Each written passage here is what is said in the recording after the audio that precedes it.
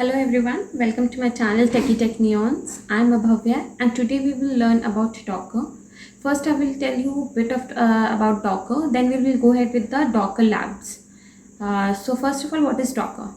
Docker is an open source platform which is used to run, deploy and share your applications. So what does Docker do? It gives you the ability to package your application. How you can do this is through a Docker file. Inside the Docker file, you give certain lines of code which has all the dependencies and libraries which are required by your application. Also, your application code is also present inside the Docker file. Then you run this file, or I will say you build this file, and you get a image, Docker image. Then you run this Docker image to get a Docker container. So Docker container is like an instance. If you have one image, then you can make many containers from that one single image. And also there is a sharing option available. If you make an image, you upload it on your Docker Hub, so anyone can pull that image and make their own container as per their requirement, do the changes and then run it. So the basic code which is inside the Docker file will remain always constant with whatever has been fixed and written in those area.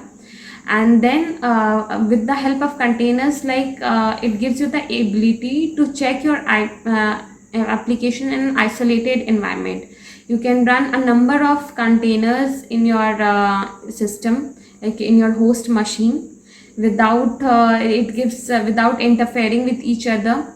Multiple, like all the master and slave workers things can be formed, like Spark architecture and all, everything can be done using Docker.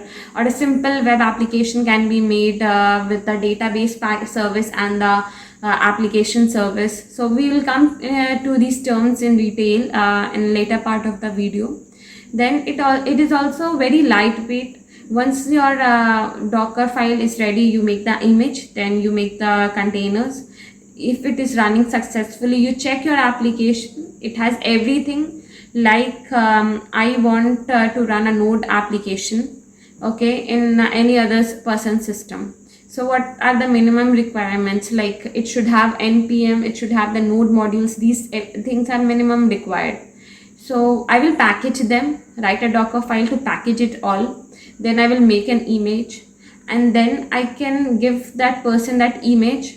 He will pull that and run it as a container, and that application will run absolutely in the same way as it was running in my system. So there is no difference. It helps in sharing like this. And then also when the containers and everything are working good, you can go ahead with the deployment part, whether deploying it on the cloud or anywhere else. So let's get ahead with the lab section. Also, I won't discuss about Docker architecture in this video. If you want me to make a video on that, please comment below. And in the lab section, we will go ahead with simple Docker image commands and the simple Docker container commands, which are minimum required, like minimum knowledge you should have before Dockerizing your application. And in the next video, we will go for Docker Compose and everything. The very first point of learning Docker is Docker installation. I've made two separate videos, one for the Mac OS with M1 chip, a Docker desktop installation, and the second one is for Windows. You can go have a look and then install it on your system.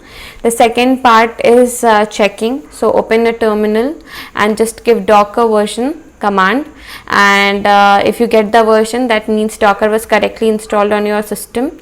And also you can use a Docker desktop for running your Docker commands, but I prefer using my terminal. I'm very much familiar to the command lines, so I will be using my terminal for all the project and all the Docker Compose Docker commands.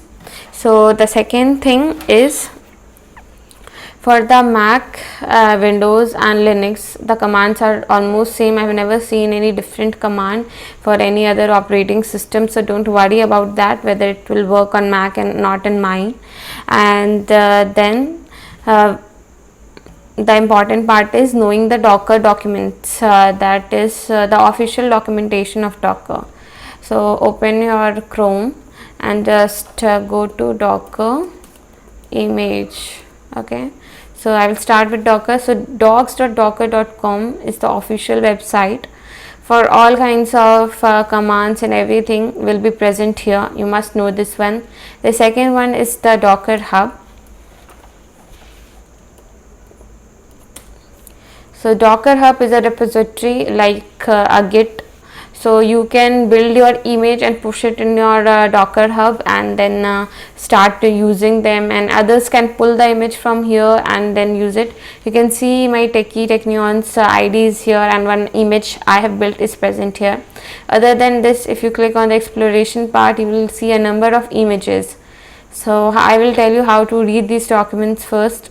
So if you are planning to use Ubuntu image, you want this image on your system, then the command will be docker pull ubuntu.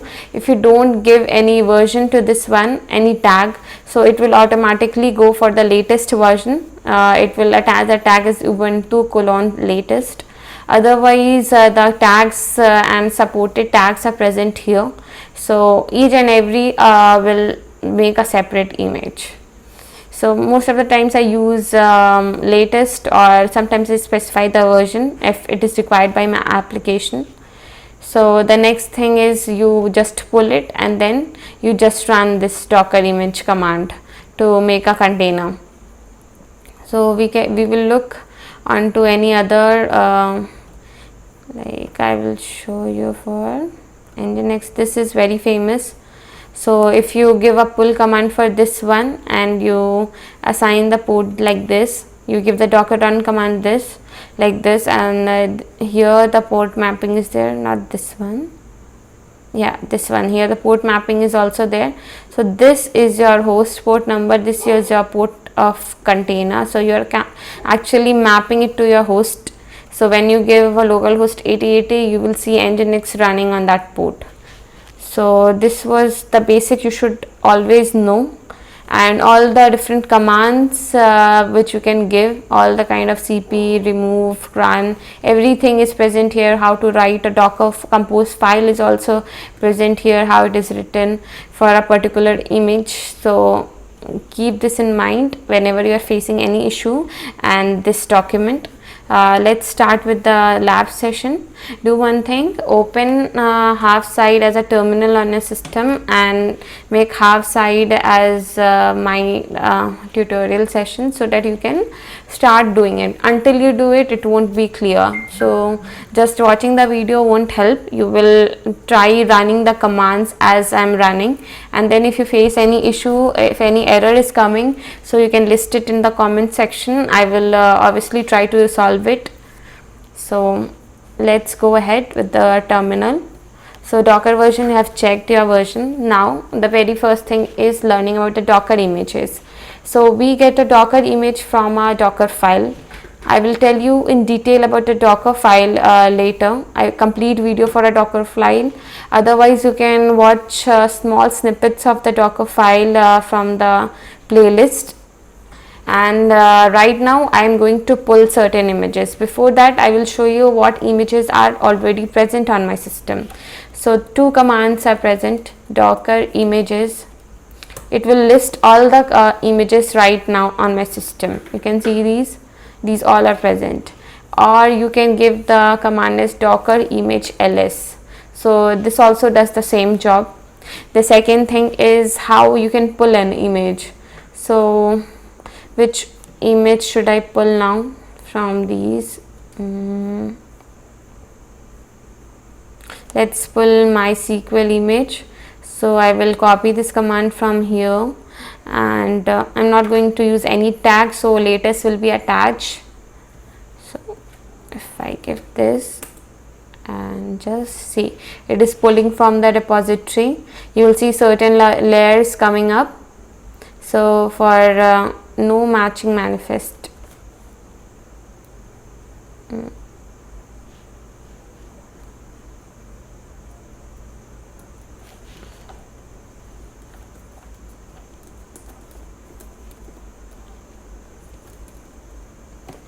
okay, let me show you a simple one which doesn't contain any port and all.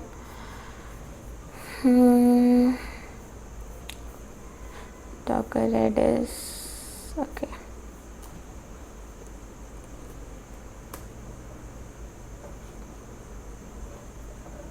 Wait for some time. So it has started pulling. These all are called layers. Okay, so whatever mentioned, the Docker image is built in layers. Whatever lines you write in a Docker file, each line will form one layer, and one on one everything is built. So let's first explore this Docker images command or ls command. So this is the name of your image. The tag, most of them are latest only, but if you can see, this is my own image which I have made, and it is been tagged as version 1 v1. Anything 1, anything 2, 3, 4, v1, v2, v3, anything you can name. These are the image IDs. Either you can specify the name while running the Docker image commands, or you can use these image IDs also. And the time is not basically according to your clock. So don't worry if it is coming as 8 weeks ago, 10 weeks ago, though you created it right now. So the next thing is, I will show you one sample Docker file which I have. This is a sample Docker file. The explanation will be in any other video, not this one. So this file you have, similarly you will have it for any other application. And now I want to build this. So just I will start it here only. Let me give a clear command, and now I want to build this event. So the command is like docker build the name of the image. Since I will be pushing it to my repository, so I will give my username of this one, Technions, and then the name, let me give it as node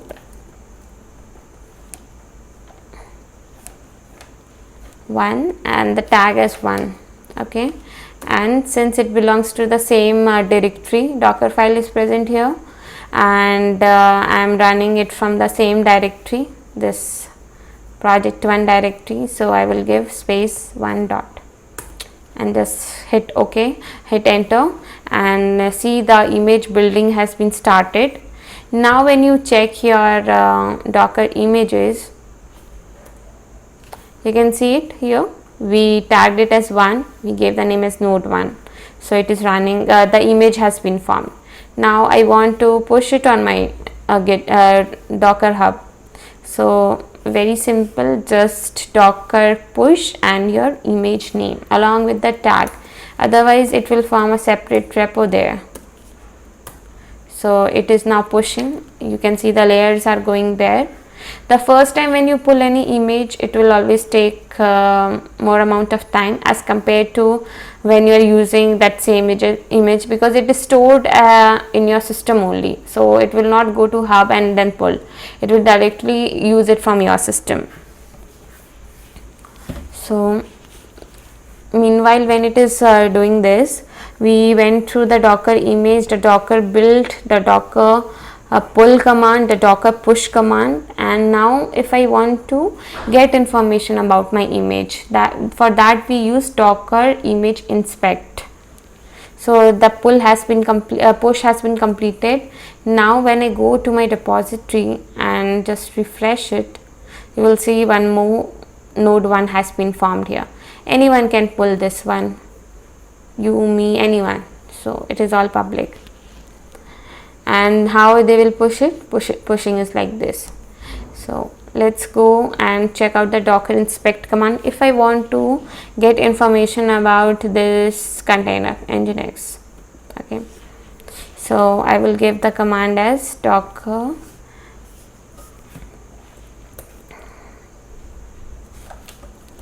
image inspect,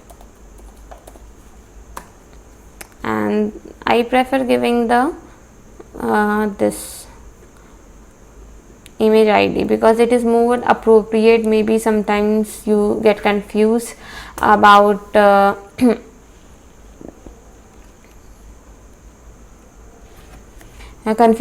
this the name, so I prefer giving this one to avoid confusion. So you can see everything is mentioned about that particular image, everything. everything, the labels, the config, everything will be mentioned here. So image command is used for this purpose.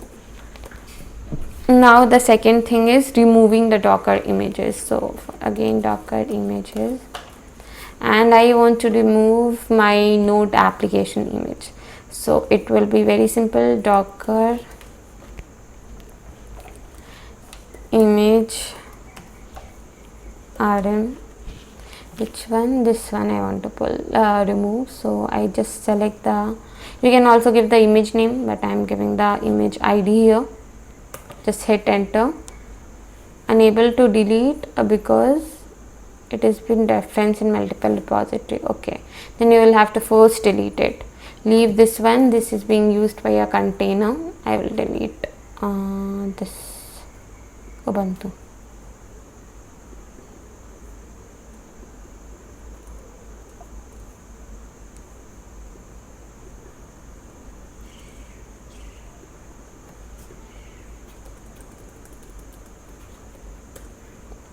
So it has been deleted. Now when you check the images, so no Ubuntu image is present here. And the Docker image prune, what it will do, it will remove all your images which are not in use. Like if it is not attached to a running container or something like that, it is not being used, it will remove everything. So if I give Docker image prune, it will ask you also.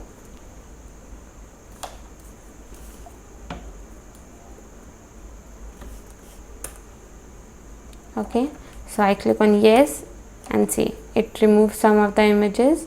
Now when I click on Docker images, you can see some of the images has been removed. These none part has been removed right now. Or you can target one by one using the rm command. The next thing is, once again I want to remove my nginx. So Docker image remove,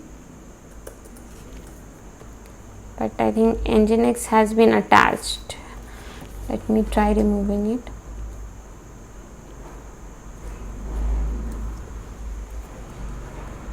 Yeah, it is giving because it is actually running a part of a container. So I will check the container. Yeah, nginx is a part of my container and which is already up. So I will first of all remove this container.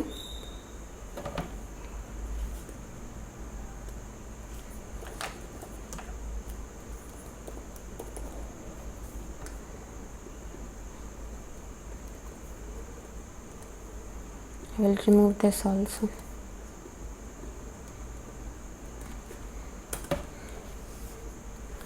And then first you need to stop and then you need to remove when it comes to container.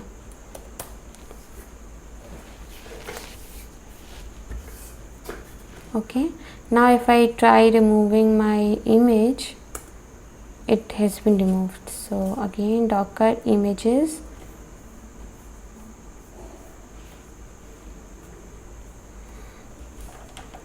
give a clear command again. Docker image, so you can see nginx is movement here, but again I want to pull it, and this time I will show you how to run it. So this was the one. I will pull this. Okay, again it is pulling from the repo, so it will take time. Now we will look on the run command for this one. So this needs a port if you want to see it working. So I will use this command, docker run. It is the name you want to provide for your nginx container, and it is the port mapping thing. 8080 is for the your host port and 80 is for the container port, and then some content nginx is the your nginx image. So I will go here, paste this, and since the name is only nginx, so remove some content, this thing, and other things I can leave it. So If the image is not present, you saw that it marked it as not present. So I will just run it directly and it will give out the image. So now when I check the Docker container ls,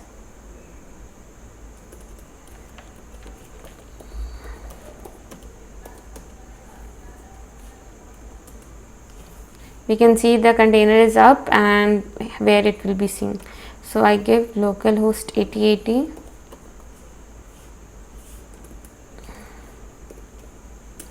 and we see that nginx is running. That means our commands worked out. Head with the Docker container commands. The second part of the video is about Docker containers, lab 2. As I said, Docker container is a product of the Docker image. When you run a Docker image, we get a Docker container. So what does Docker do? It creates a read-write file system as the final layer of the containers. That means when a container is running, you can perform various operations like deleting a directory, making new directories, adding files, removing files, changing these things. It also adds a network interface to the container. Currently, like whenever you start the container, it by default it connect to the driver layer, and you can also change these settings as per your wishes. So many commands you will find in common with the Docker container and Docker images, like the prune command, the ls command, these kinds of. So let's go through it from the basic. So first one is checking out the Docker images, then we will go for the containers. We can see so many images here and I want to know the container which is running. Docker container ls will give you the list of running containers, and Docker container ls-a will give you a list of all the containers, whether they are running, stopped, exited or in a paused mode. So Docker container ls. So right now I have only 2 containers running in my system, but if I want to start another container, so I can start it Docker run. Let me use this one right now.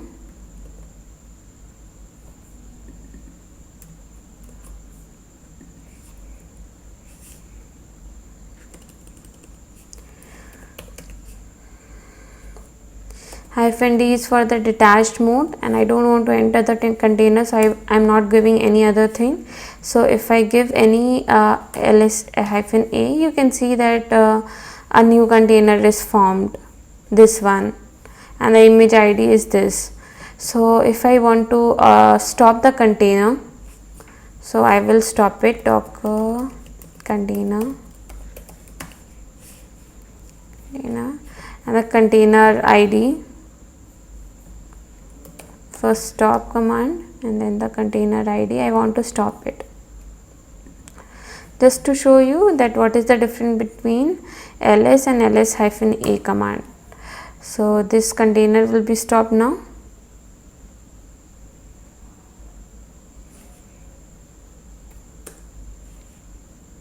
Yeah, it is stopped. So if I give ls-a, you can see this container has exited, but it is already shown here. But if you give only ls, you will only see the list of running containers. Okay, so we are done with ls and ls-a. Then we are also done with how to stop a container. So I will tell you how to remove a container if it is running. So if the container is in the running mode, you need to first stop it and then you need to remove it. If it is already stopped, you can directly remove it.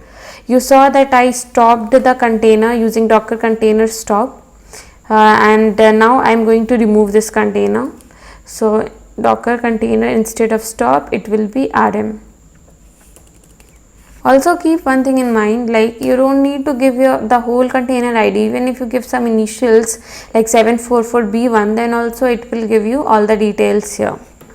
So now the next part is okay. Now what is does the diff command do? Docker container diff, and which container I should use. Okay, I will just use some part of the image, like a container id 744b1, only this much I will use. Let's see what is the difference made here. So it will list of the changes in the file system, any changes what you have done in the file system or which was done when the container was running, it will be listed by this diff command. Okay, the next command is exec. That means you can enter the running container and perform some actions there by entering. So I will give docker exec and hyphen it, and then I want to enter the container, this one not, sorry, it is, let me copy it. Okay, as a bin bash.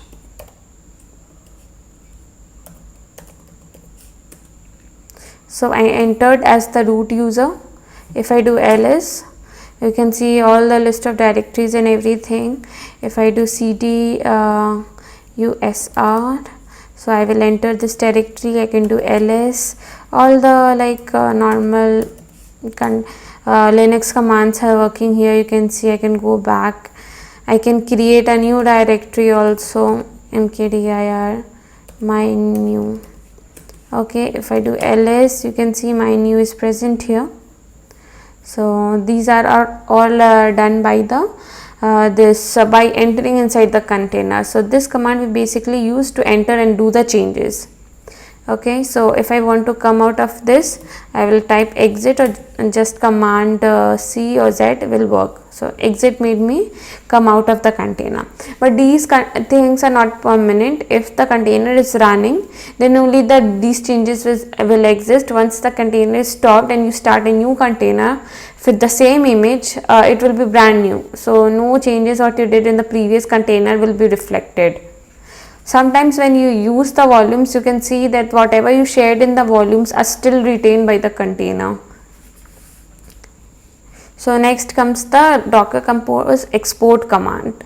Export helps you to copy this all file system as a .tar file, and you can save it on your system anywhere. So I will give docker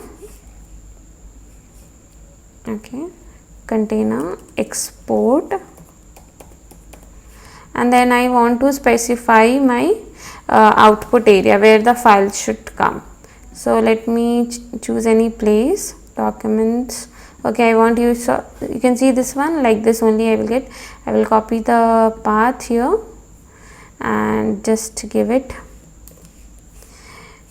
and don't forget to give the file name. So I want my new .tar, so it will create a zip file.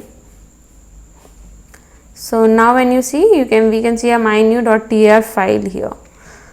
So this export command is used for this purpose. Then we will come to the inspect command. So doing an inspect, it will give you all the details of the container, on what volumes are there, what network it is running, everything, all the details are there, id, everything is there about it. You can see lots of details are here. So you can choose it when you want to figure out the which network it is. You can see it is automatically connected to the bridge network. As I told you, Docker provides a network interface to the container, and it is by default bridge mostly, but you can also choose to connect to the host as per your requirement. And then the docker container kill command is used to delete one or more container. So it is same like remove rm. I prefer using rm. Then comes the local logs command. It will give you the logs, all the processes done. So it logs and inspect are not same. Inspect gives you the information about the container, and logs give you the log files, like whatever the container has done, performed, etc.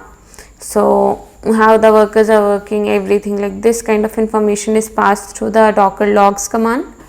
And then the docker container pause. I will show you the difference between pause and unpause, and stop and restart or start command. So once again, docker container ls is giving us these commands. Now I will do docker container pause.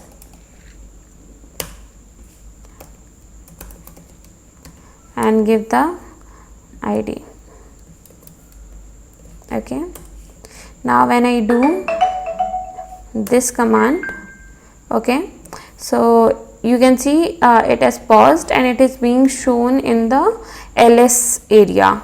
Okay, if I give ls hyphen here, where all the containers are stored, whether it is paused, working or anything, we can see it here. Now I can just unpause it by giving the unpause command. Okay, it's done. Now when you see it, it is present again. But when I give the stop command for this one, you will see the difference. If I give stop here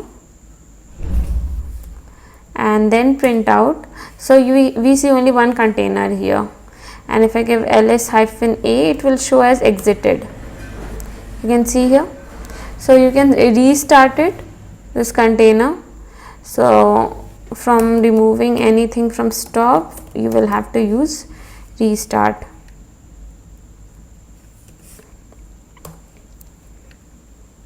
Now when I give ls hyphen a, we can see it is up 2 seconds. Don't assume the timing as per your time frame, because these are different. And if I give only ls, then also we can see the command here. So this was the difference between pause, unpause, start and restart. Okay, stop also, and then container top command.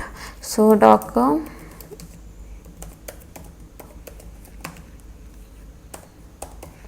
it will display the top processes running here. Sorry,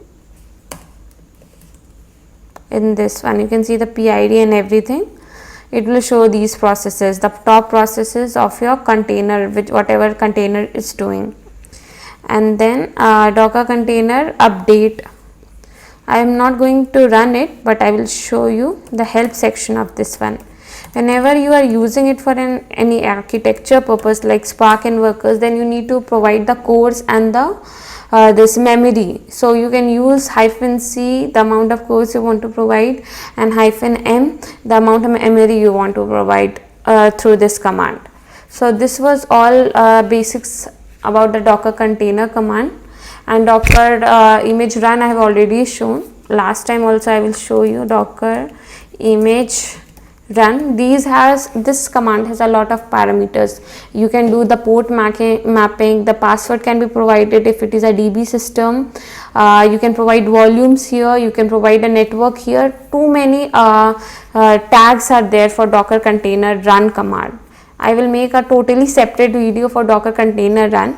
Earlier also I made one video on docker container run, but it was regarding all the basics part only, little bit. But this time I am going to make it in detail, like what are the various combination of tags and how it can be used. So these things were the basic what you need to know before starting with Docker.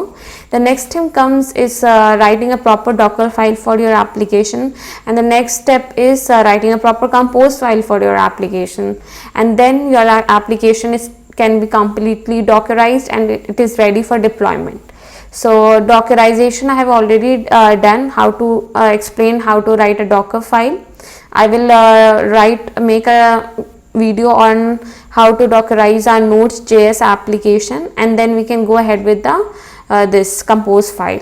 This video, if you liked it, please give it a thumbs up, subscribe to my channel and share it with your friends.